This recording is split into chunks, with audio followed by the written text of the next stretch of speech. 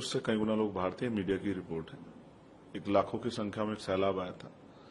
मैं उन सबका धन्यवाद करता हूं। हमारी मांगे हैं कि जाति का जनगणना कराई जाए और उसके आर्थिक आंकड़े जो है जारी किए जाए।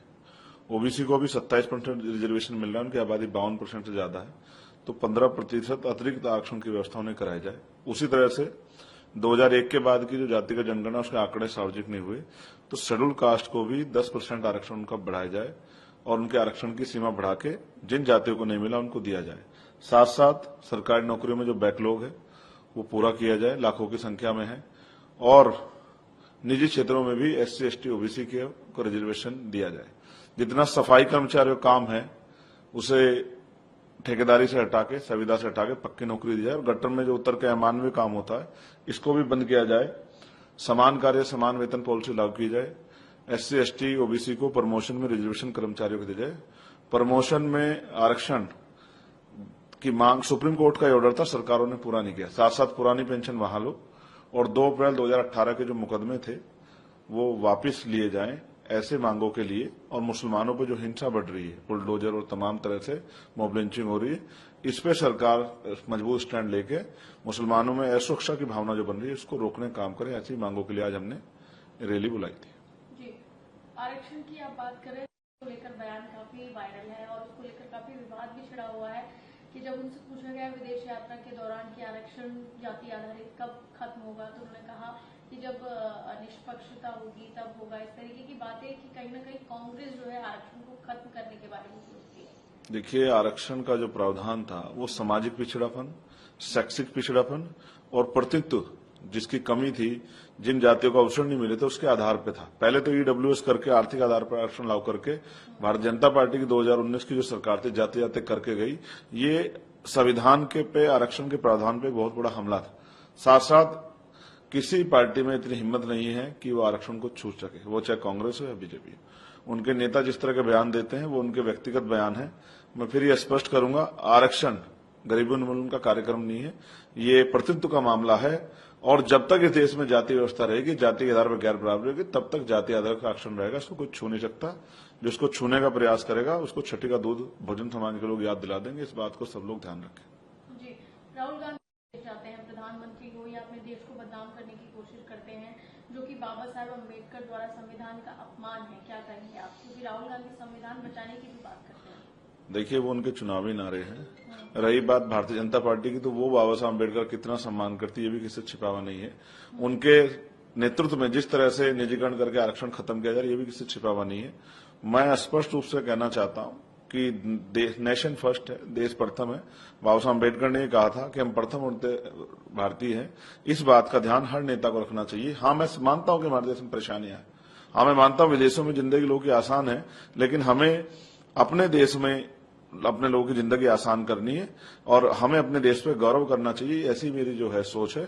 हमारे लिए देश का तिरंगा और हमारा देश सर्वोपरि है। इसके लिए लाखों बलिदान हुए आजादी के लिए, और अभी भी देश की सीमाओं पर हमारे सैनिक बलिदान देते हैं। इस पे किसी को कोई सवाल नहीं खड़ा करना चाहिए। हमारा राष्ट्र हमारा गौरव है और अपने गौरव का सम्मान करना सभी नेताओं की जिम्मेदारी है। जी सर, कांग्रेस जहां पर उन्होंने कहा कि आज जो सरकार है वो अल्पमत सरकार है, क्योंकि वो बात करते थे 400 पार कहते थे, लेकिन कहाँ गए 240 पर ही है। अगर हमारे पास 20 सीटें और होती तो ये सभी लोग आज जेल में होते और उनकी सरकार होती। देखिए, भविष्य में उनको पहले मौके मिले, उन्होंने कितने लोग जेल में भेजे हैं। और ठीक है, ये तो जनता है, जनता तय करेगी किस पे बहुमत रहेगा, कौन अल्पमत में रहेगा। मेरा मानना है कि दोनों ही सरकारों में दलित और पिछड़े और बहुजन समाज के जो लोग हैं वो सिर्फ उनको वोट देके इंतजार करते हैं। अभी तक उनकी जिंदगी में बहुत बड़ा बदलाव दोनों ही पार्टियों की सरकारों में नहीं हुआ है। यूपी के सीएम कि वो अलगाववादी समूह के नेता बनने की ओर अग्रसर है। उनका एकमात्र उद्देश्य भारत की एकता, अखंडता और सामाजिक सद्भाव को नष्ट पहुंचाना है। मुख्यमंत्री जी को उत्तर प्रदेश की ज्यादा चिंता करनी चाहिए। उत्तर प्रदेश में जिस तरह से सामंतवाद, गुंडाराज और बहन बेटियों का अपमान और उनकी हत्या, जुल्म, रेप और तमाम तरह की घटनाएं हो रही हैं, जिस तरह से फर्जी इनकाउंटर उनकी सरकार में हो रहे हैं और जिस तरह से दलित पिछड़े वर्ग के लोगों को, मुसलमानों को पीट पीट के मारा जा रहा है, इसके बारे में मुख्यमंत्री को उत्तर प्रदेश कानून व्यवस्था के बारे में सोचना चाहिए। उनके अधिकारी कर्मचारी जो बेलगाम उनके बारे में सोचना चाहिए। उनको देश के बारे में भी चिंता नहीं करनी चाहिए। भाजपा भविष्य में अगर उनको मौका देगी देश चलाने का, तब उनको इस बारे में सोचना चाहिए। अभी उत्तर प्रदेश अगर नहीं संभल पा रहे तो उनको इस्तीफा देना चाहिए। ऐसी मेरी उनको राय है। जी सर, आज मेडिकल कॉलेज में अभी तक विरोध प्रदर्शन हो रहा है। कांग्रेस भी कह रही है हम उन लोगों का समर्थन कर रहे हैं, उनके साथ खड़े हैं, लड़ रहे हैं उनके साथ जो घटना हुई। देखिए, महिला सिर्फ कोलकाता में घटना नहीं हुई, मणिपुर भी इसका उदाहरण है। और देश में कितनी ऐसी जगह है जहां भी फरुखाबाद में यूपी में मैं मुख्यमंत्री जी को कह भी रहा था कि 2 नाबालिग बच्चियों को मार के लटका दिया कि उम्र 9 साल थी, की उम्र 14 साल थी। मैं फिर कहना चाहूंगा कि कोई सा स्टेट हो, चाहे वो बंगाल हो, बिहार हो, राजस्थान हो, मध्य प्रदेश हो, दिल्ली हो, यूपी, हरियाणा हो, पंजाब हो, कहीं पे भी अगर बहन बेटियों पे हमले होते हैं, हिंसा होती है या वह असुरक्षा की भावना उनके अंदर पैदा, तो इन सरकारों को अपने बारे में सोचना, अपने गिरवान में झांकना चाहिए कि वो अपने प्रदेशों में किस तरह की स्थिति में है। एनसीआरबी का डाटा इस बात की गवाही दे रहा है कि सबसे ज्यादा महिलाओं पर अत्याचार देश के हर सूबे में हो रहे हैं। जिन सूबों में नहीं हो रहे उनको नहीं कहता, लेकिन जिनमें हो रहे हैं उनको आत्मचिंतन करने की जरूरत है और अपनी कानून व्यवस्था अच्छी करने की जरूरत है। एक दूसरे पर टीका टिप्पणी करने और एक दूसरे पर आरोप प्रत्यारोप की बजाय अपने स्टेटों को सुधारें तो ज्यादा अच्छा रहेगा। सर, मणिपुर में फिर से वहां पर जो है ड्रोन और इस तरीके की घटनाएं सामने आ रही है, रॉकेट से हमला हो, ये तमाम चीजें, और कांग्रेस का कहना है कि प्रधानमंत्री जो देश के हैं वो ब्रिटेन और ग्रीस तमाम विदेशों में घूमते हैं, लेकिन मणिपुर अभी तक नहीं है। देखिए, प्रधानमंत्री कहीं भी घूम सकते हैं, लेकिन मेरा ये कहना है कि प्रधानमंत्री जी को मणिपुर जाना चाहिए। और मणिपुर हमारे देश का हिस्सा है। हम लंबे समय से मणिपुर को इग्नोर कर रहे हैं, मणिपुर को महसूस करा रहे हैं कि वो हमारे देश का हिस्सा नहीं है, उनकी परेशानी हमारी परेशानी। हम मणिपुर के बारे में चिंतित हैं। मैं देश की सरकार से मांग करता हूं कि राजनीति से अलग हटकर मणिपुर का समाधान निकालना चाहिए। मणिपुर की बच्चियां, बेटियां, माएं, बच्चे, बुजुर्ग सब लोग देश की सरकार की तरफ देख रहे हैं। वो पावर में है, वो चाहें तो इस स्थिति को सुधारा जा सकता है। मैं प्रधानमंत्री विशेष आग्रह करूंगा कि मणिपुर पे की तरफ देखें और मणिपुर जाएं और मणिपुर की समस्या से निजात दिलाएं। उनकी पार्टी के नेता तो बहुत बड़े बड़े वादे करते हैं यूक्रेन से लेकर तब, लेकिन मणिपुर तो हमारा ही प्रदेश है।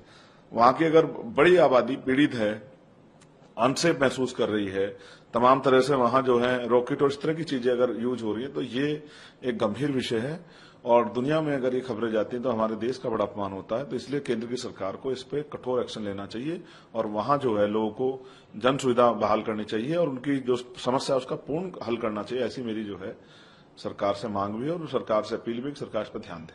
सर, हरियाणा में भी लड़ रही हैं, उन्होंने कहा है कि सिर्फ खेल नहीं बल्कि सड़क, बिजली, पानी जैसी सुविधाएं मुहैया कराऊंगी। मैं विधानसभा में लोगों के मुद्दे उठाऊंगी। जब तक जंतर मंतर पर भी विरोध प्रदर्शन शुरू किया था, विरोध प्रदर्शन की अनुमति हमें 2 भाजपा नेताओं ने दी थी, हम अपनी लड़ाई जारी रखेंगे, नहीं दी थी मतलब। हाँ, देखिए, विनेश मेरी बहन है, बहादुर बहन है, मैं उसका सम्मान करता हूं और मैं उसके लिए मंगल कामनाएं करता हूं।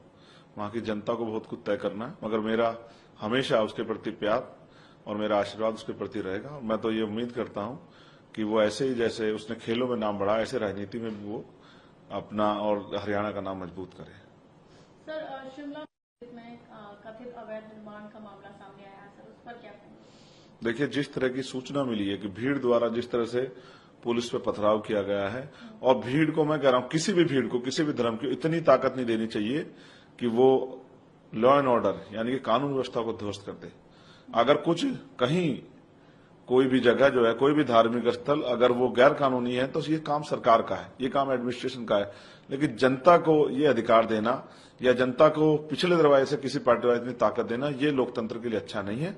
मेरी ये मांग है वहां की सरकार से कि वहां की जो समस्या है उसको जल्दी से वो हल करें और वहां सभी जाति धर्मों के लोगों को, क्योंकि कोई भी प्रदेश किसी एक जाति धर्म के लोगों का नहीं, सभी को बराबर के अधिकार संविधान ने दिए। सबको अपने धार्मिक पूजा अर्चना, उपासना, इबादत करने का अधिकार भी है। तो ऐसे मामलों को, ये संवेदनशील मामले, सरकार को तेजी से इन पर कार्रवाई करनी चाहिए और भीड़ को इस तरह की जो है प्रदर्शन और उस तरह का मौका नहीं देना चाहिए।